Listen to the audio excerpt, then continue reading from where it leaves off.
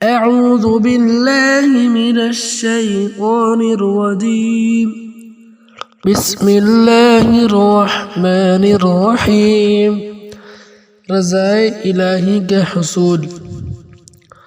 حضرت ثوبان رضی اللہ عنہ سے روایت ہے کہ رسول اللہ صلی اللہ علیہ وسلم نے ارشاد فرمایا، جس نے شام کے وقت مندرجہ ذیل کلمات کہے تو اللہ تعالیٰ پر حق ہے کہ اللہ تعالیٰ اس سے راضی ہو جائے۔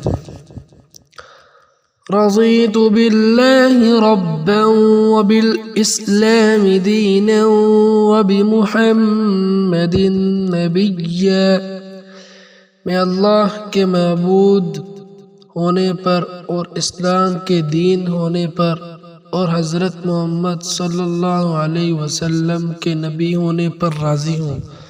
صدق اللہ العظیم۔